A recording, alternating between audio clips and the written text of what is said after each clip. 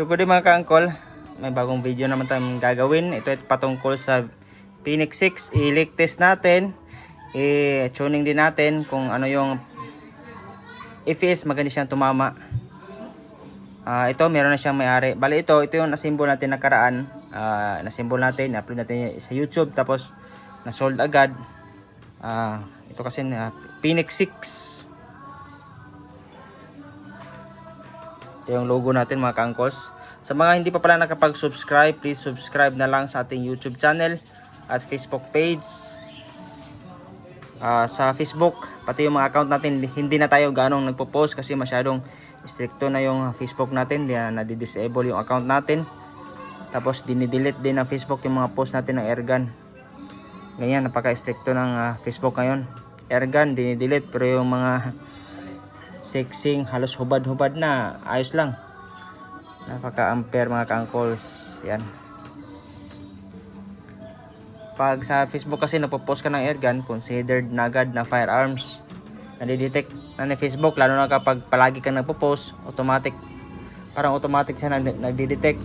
Kaya nangyayari, yung mga account ng mga seller sa Facebook, minsan na restricted yung account, hindi makapag-message, hindi makapag-post. O kapag napuno na, marami ka nang patuloy ka pa rin nagpo-post, na disable yung account natin. Tulad nung isang account natin ngayon, bago lang, yung Choi Allison 3. Ito yung palaging ginagamit natin.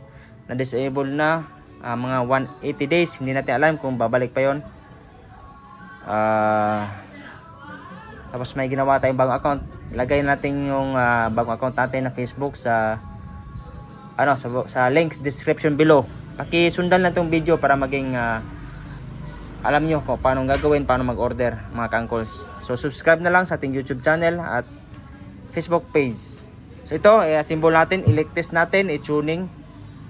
So ang gamit pala nating barrel is AC barrel na 12 groups, steel yan. Sa mga nagtatanong ano yung chamber, ito yung chamber, lagay ng pit flat. Sa dulo naman yung crown, kapag meron siyang tanggalin muna natin. Para kapag kayo mag-DIY kayo mga ka-angkols, alam nyo kung para hindi nyo mabaliktad yung mga barrel, baka mabaliktad kayo pagkabit, kaya magtataka kayo hindi maganda tumama kasi yun pala baliktad. So yung chamber mga ka-angkols, ito yan, flat yan, flat head. Ito na yung butas flat. Yan, flat yan. Yan yung lagayan ng pilit. Diyan ka lalagay ng pilit, reload ng pilit. Tapos, ito yung chamber. Yung crown naman, yan yung crown. Yan, medyo may naka-curve yung gilid na crown. Ginagawa yan para hindi iwas sabit ng pilit natin. Kasi kung may sabit kahit konti lang, yan yung dahilan kung bakit hindi maganda panama ninyong airgun. So naka sleeve, carbon fiber sleeve with end caps. Dalawang end caps. Yung haba ng nito 500 mm. 500 mm yung carbon fiber tube. Tapos sobra pa nga pinutulan natin kasi yung 500 mm, kasi yung barrel mo 24 inches. Sobra pa yung 500 mm kasi ito ipapasok mo pa yan sa barrel. So meron nito yung bintan to sa Shopee at Lazada natin. Yung ilalagay natin sa link description below yung mga Lazada natin, yung Facebook account natin. So ipagpatuloy natin mga ka-angkols, ito ay Phoenix 6. So 5 inches plus 1 inches 6. So yung total yan 6 inches, kaya Phoenix 6 yung model na to. So yung may-ari na to is si Sir Edgy E. Margate from Negros Occidental. So thank you sa iyo sir. Binayaran agad yung unit kahit hindi pa natin natapos. Pasensya na kasi medyo busy, kaya ngayon na natin gagawin ulit ngayon. Sinabi ko naman sa iyo, huwag munang bayaran sir, at saka na lang pag pag matapos ko, pag mapakita ko sa iyo yung unit, pa sigurado ka. So ito, ikarga natin ng hangin mga ka-angkols. Tapos i-leak test natin. Yung pala yung ito pala yung firing pin masyadong mahaba. Tingnan natin maya kung mahina yung EPS, pwede yung putulan. Kasi yung hammer natin yan masyadong malapit. hindi siya makabuelo. Kaya pwede yung putulan. Yan. Hindi siya makabuelo mga ka-uncles. Yan yung logo natin, Phoenix. So kargahan muna natin ng hangin mga ka-uncles. Gamit ating regulator is Taiwan regulator. Tapos Alsafe, meron tayong binta nito. Alsafe, original Alsafe. Napakatibay niyan. Tapos wala siyang lubak-lubak yung paggagawa niya. Napakakinis mga ka-uncles. So kargahan na natin. Yan mga ka-uncle. Serial number 08. Test natin. So tinanggal natin ang kanyang swing para makita natin kung may leak yung kanyang transfer port. Tapos dito sa mga plug, mga dugtungan, sa gauge, sa regulator, i-test din natin. Log-log natin yan dito. May hangin yan. Tank pressure sa 1.8.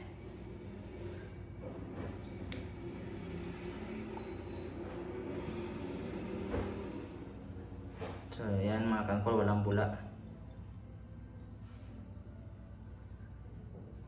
Yan. Maganda kung nakatanggal yung swing para makita nyo talaga kung may bumubula pa ba. So yan mga ka-uncles, okay na. So assemble na natin.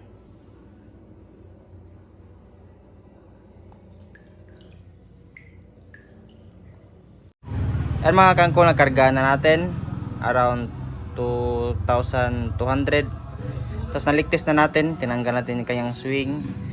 Na-check natin dito mga dugtungan sa gauge na plug. Ito pala, pwede ka maglagay dito ng quick release para pag maintenance mas madali mong i-release yung hangin kaysa magpaputok ka pa. Tapos dito dugtungan sa valve assembly, sa transfer port. So okay lahat. So check din natin kung gumagana yung yung regulator. So yung input natin 2,000 plus, pwede kang hanggang yung capacity ng tangke natin kaya mag 4,500 pero hindi natin pinapaabot doon, hanggang 3,000 lang tayo. Yun yung practice natin sa mga airgun natin para iwas kasi katagalan baka yung material humihina na. Para maging safety ka hanggang 3,000 ka lang. Kahit mag 3,500 okay lang. Yan, nandiyan naman yung niya, maximum pressure. Test pressure 450, service na yan nga 300 bar. So gumagana yung kanyang regulator 1.8. So ito baka sa gauge lang dito kasi lang siya sa around 1.6 something, 1.6 1.7 1.6 1,600. So assemble natin. Una yung swing, ibalik na natin ang kanyang swing. Lagyan natin ng silicone oil.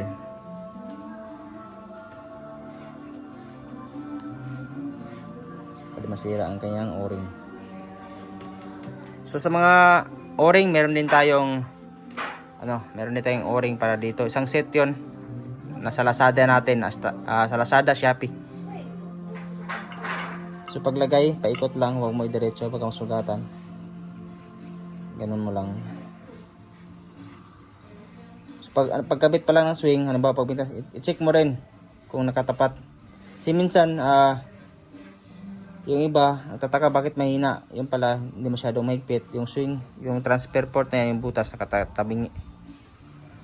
Yan, pasok mo lang.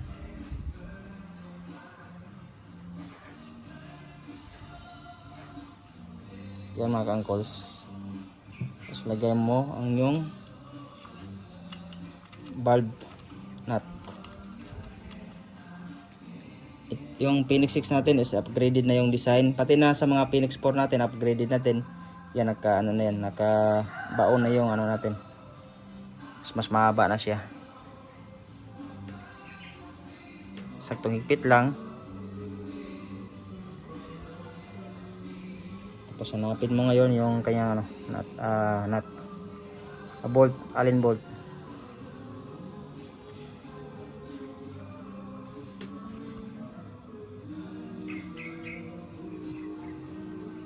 Higpitan mo para umiikot.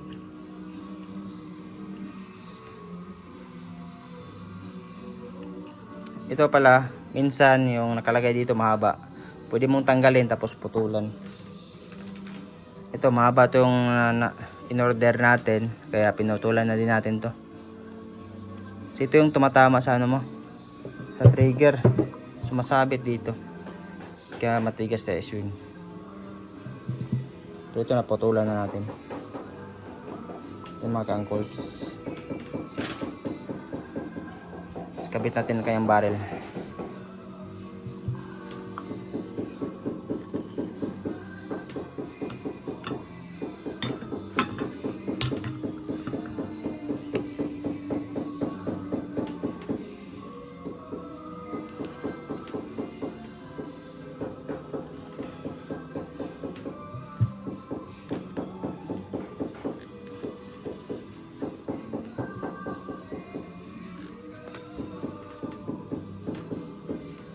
Tanggalin mo natin itong ano, ito yung sleeve.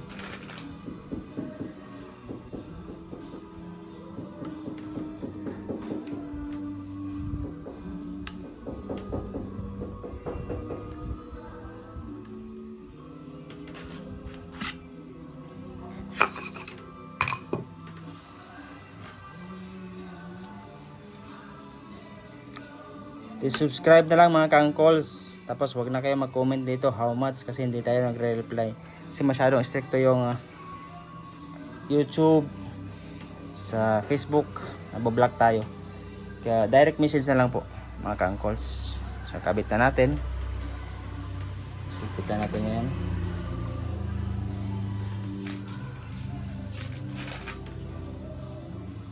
Phoenix 6. So meron din tayong mga Phoenix 4, 4 inches, Phoenix 3, 3 inches. Yung pinakamurang receiver natin is Phoenix 4. Mas mura din kung pang woodstock. Sa mga reseller o gustong mag-reseller, kung may sarili kayong design, pwede natin gawin minimum 20 pieces or 15 pieces. Mas madami, mas maging mura. Kaya kung gusto niyo nang maging seller ng isang airgun, pwede yung direct message sa atin. Ibigay niyo yung design natin, or may receiver kayo, bigay niyo sa atin. Kasi gagayahin natin yan, gawa natin yan ng 3D file.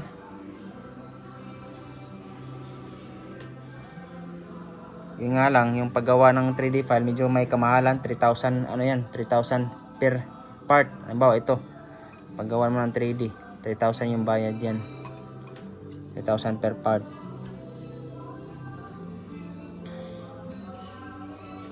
So yan, hikitan natin ang barrel.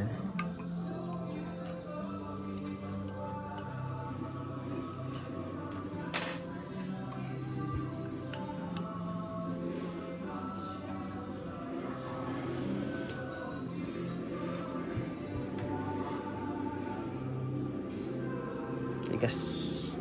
Yan na lang.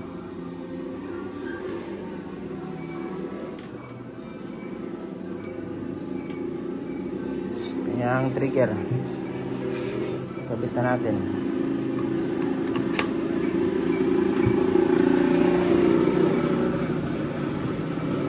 So size nito is M6 by 16.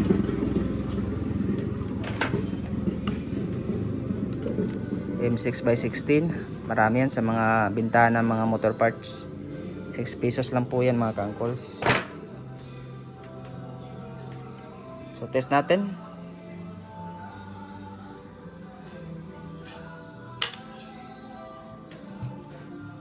Yun nga, hindi niya kayang paluin. Mahina mga ka-uncles. So try natin higpitan dito.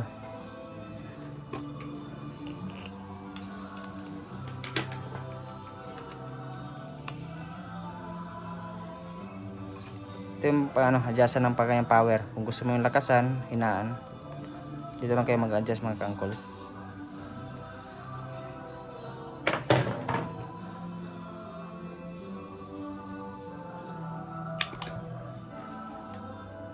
Mas maganda putulan natin para may buwelo yung atang hammer mga ka-uncles.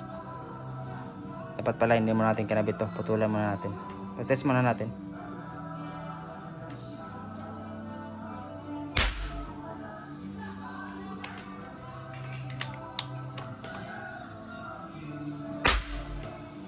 Yan. So tanggalin muna natin mga ka-angkles, tapos putulan natin yung kanyang firing pin. So ito mga ka-angkles, i-test natin ang kanyang muzzle velocity kung gaano siya kalakas mga ka-angkles. So hindi pa siya naka-maximum. Medyo maluwag pa siya. Luwagan natin, hindi pa siya naka-maximum ang kanyang hammer spring mga ka-angkles. Ang kagandahan kasi nito is adjustable ang kanyang power. Pwede mong mabaan, pwede mong taasan. So pagbala, ganun lang, swing mo. Yan, tapos pasok mo, bala mga ka-angkles. So i-test natin kung gaano siya kalakas.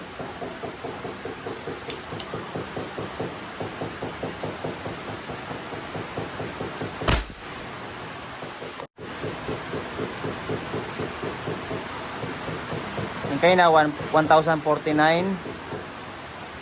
Ito 1033. Ulitin natin mga ka-angkles. Bala natin ulit.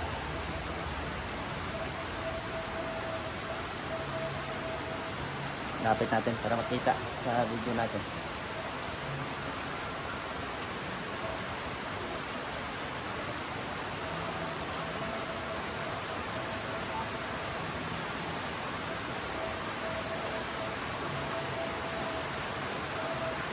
Pag on mo, tapos pindutin mo ulit.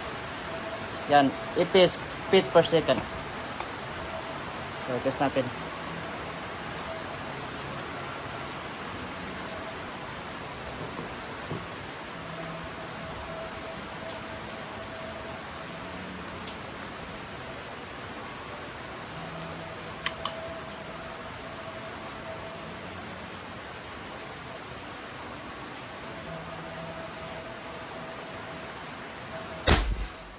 Yan, 1038.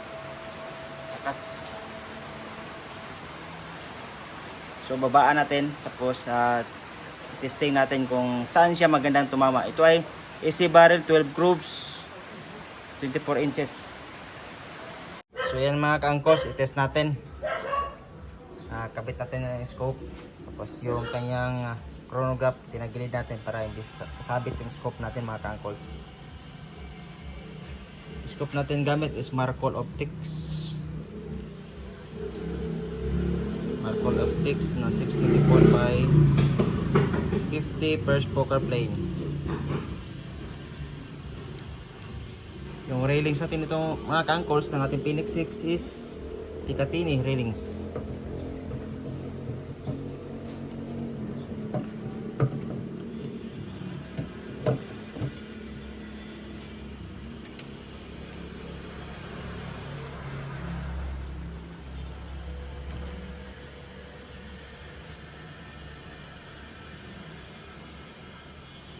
Yung kagandahan lang sa hammer type mga ka-angkles, mas madali siyang mas madaling i-set up yung scope.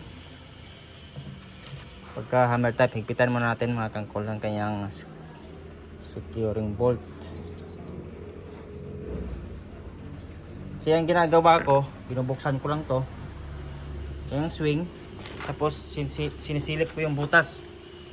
Sinisilip ko yung butas, tapos kung saan sa nakatapat, doon ko tinatapat yung kanyang crosshair para mas madali na din siyang i-tuning. So i-try muna natin. Yan po mga ka-angkles, kay Sir Edgy E. Margate from Negros Occidental. So na-set up natin. So yung magandang sweet spot niya, sweet spot ng ating barrel, AC barrel 24 inches is set up natin sa 950 fps. So gamit natin pellet is GSP Diabolo para hindi na tayo magre-resize. Medyo may kamahalan ka, so medyo may kamahalan. So ito lang gamit natin, 5.5 caliber 22.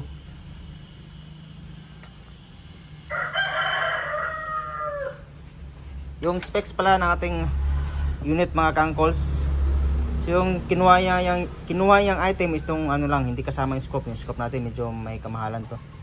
Unit lang, Phoenix 6 with 24 inches barrel, naka carbon fiber tank na nung size nito 0.5 liters, tapos naka Taiwan regulator, 24 inches barrel, kasama yung sleeve. Hindi pa natin nakakabit yung kanyang sleeve mga ka-angkles, kasi kinabit natin yung kanyang chronograph. So test natin. Okay na.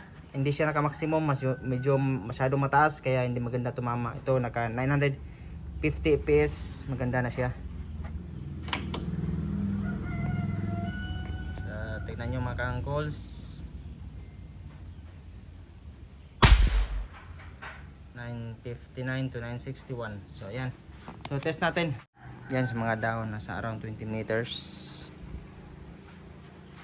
Kabit natin mga ka-uncles. So yan mga ka-uncle, i-test natin kung gaano kaganda ang kanyang groupings. Easy barrel 24 inches, 12 grooves. Gamit nating pellet is GSB pellets caliber 22. Input nasa 2.5, output sa 1.6. Yan, 1.6 yung output. Maximum velocity 1000 plus, tapos in-adjust natin to 955 fps, tapos yung target natin yan.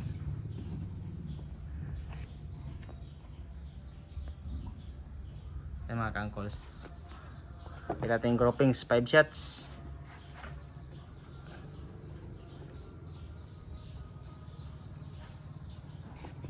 So, yan lang mga ka-uncles, continuous recording lang tayo.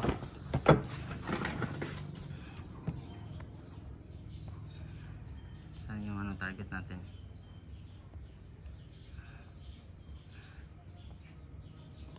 Yan mga ka-uncles, yung may puti na yan, may butas na yan.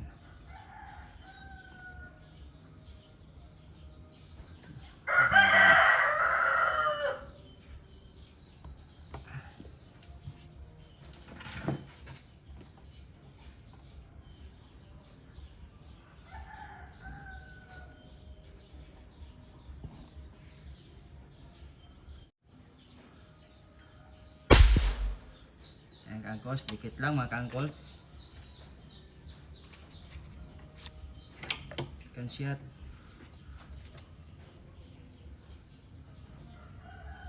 Medyo gumagalaw yung down mga ka-uncles.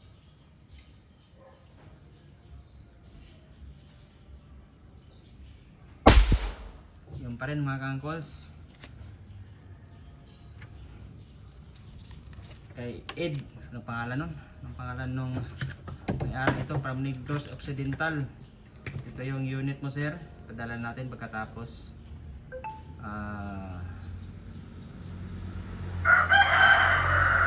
Edgy Margate from Negros Occidental. Tuloy pa rin natin mga ka-uncles.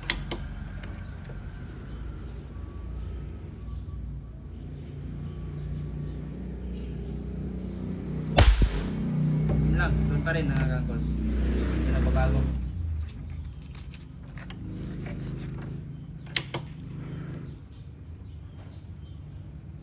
Subukan natin putulin.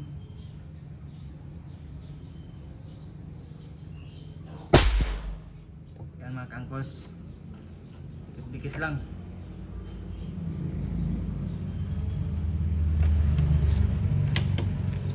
Bago mga ka-uncles, nakailang shots na tayo, naka-anim dito. Gumagalaw pa yung target natin mga ka-uncles. Medyo magalaw.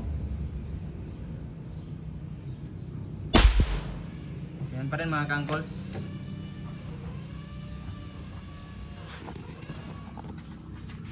So check natin yung muzzle velocity. Naka carbon fiber tank.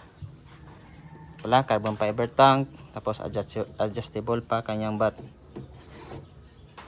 Optional naman kung gusto nyo yung foldable, meron namang nabibili sa Lazada, online, Shopee, yung nababali, pwede maikabit yan dito. So yan yung unit mo sir, ready na.